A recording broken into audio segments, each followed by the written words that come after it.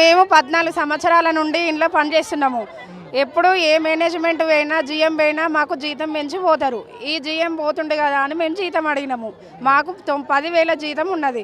10,000 సరిపోవు సార్ అని మేము జీతాన్ని అడిగినాము. మేము మొన్న శుక్రవారం రోజు అడిగినాము. జీతాలు ఎవరికి ఇంట్రెస్ట్ ఉన్నదో ఎవరు కావాలనుకుంటారో వాళ్ళు రిజైన్ చేసి వెళ్ళిపోండి అని బెదిరించిండు. శుక్రవారం అడిగినాము, శనివారం అడిగినాము, సోమవారం నాడు రోడ్డు మీదకి వచ్చినాము. నిన్న మొన్న బతిలాడిరు, చెయ్యండి అమ్మ మేము జీతాలు ఏది మాట్లాడినా జీతం పెంచుతా అని అంటలేడు. మీకు అన్ని సూపర్వైజర్ల టార్చర్ ఉంది, అన్నీ ఉన్నాయి కానీ సూపర్వైజర్ల టార్చర్ మాకు జీతాలు పెరగట్లేదు అని కొట్లాడు రోడ్డు మీదకి వచ్చినాము. నిన్న కొంచెం చూస్తామన్నాడు, ఇవాళ మరీ చూడని అసలు ఇష్టం ఉన్న వాళ్ళు లోపలికి రారు, ఇష్టం లేని వాళ్ళు బయట ఉండండి. కొంతమందిని లాక్కొని పోయి చేతులు పట్టుకొని లాక్కొని పోయి లోపలేసి వర్క్ నడిపిస్తున్నాడు. ఈడ కొంతమంది ఉన్నాము, ఒక అంత 10 మంది 20 మందే వేయరు. వాళ్ళు భయంతో వేయరు, బెదిరించుకొని పోతున్నారు వాళ్ళు, అంతే తప్ప ఏం లేదు. ఇక్కడ మాకు న్యాయం జరగాలి, మాకు జీతం పెంచాలి, జీతం సరిపోవట్లేదు. ఎంత జీతం ఇస్తా ఉన్నారు మీరు? ఎంత డిమాండ్ చేస్తాం? మాకు 15,000 అని అడిగినాము, ప్రస్తుతం 10,000 ఇస్తున్నా. 10,800 ఇస్తారు. నుంచి మీరు ఇందులో వర్క్ చేస్తారు? 14 సంవత్సరాలు. డుమ్మాలు కొడితే లీవ్ ఇయ్యరు, గేట్ పాస్ ఇయ్యరు, ఏమి ఇయ్యరు. ఏమైంది అని అంటారు, చనిపోయిరు అని అంటే ఎంతమందిని చంపుతారు మీరు? చచ్చిపోయిన వాళ్ళని మళ్ళీ చంపుతారా? కావాలని పోతురు అని అంటారు. ఆపతుంటేనేగా పోయేది మేము.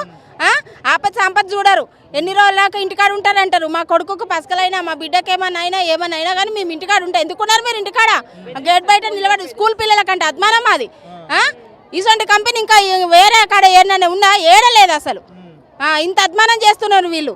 ఏమని బెదిరిస్తారు, వాళ్ళు బెదిరిస్తారు. జిఎం దగ్గర తీసుకోమంటారు. మరి వాళ్ళు జిఎం వచ్చి మాట్లాడాడు కరెక్ట్గా.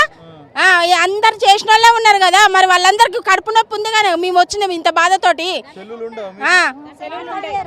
సెల్లులు యూజ్ చేయొద్దు అంటారు.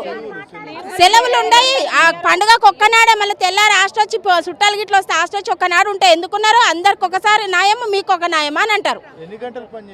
8 గంటలు. 8 గంటలల్లా 100 కుట్టకపోతే మీకు చేత కాకపోతే బయట కూర్చోరి. కుర్చీలు వేసి కూర్చోబెడతాం బయట అని ఎగతాళిగా మాట్లాడతారు. ఎగతాళిగా ఇందులో పనిచేస్తే ఏముండే బెనిఫిట్స్ మాకు మస్తు టార్చర్ ఉంటుంది. ఇలా పొద్దు నుంచి సాయంత్రం వరకు పోయేదాకా ఒకటే టార్చర్ మాకు. వాటర్కి పోతారు, ఎంతసేపు పోతారు, వాష్రూమ్కి పోతారు, ఎంతసేపు పోతారు. మాకు లంచ్ టైం లేదు, ఒక టీ లేదు.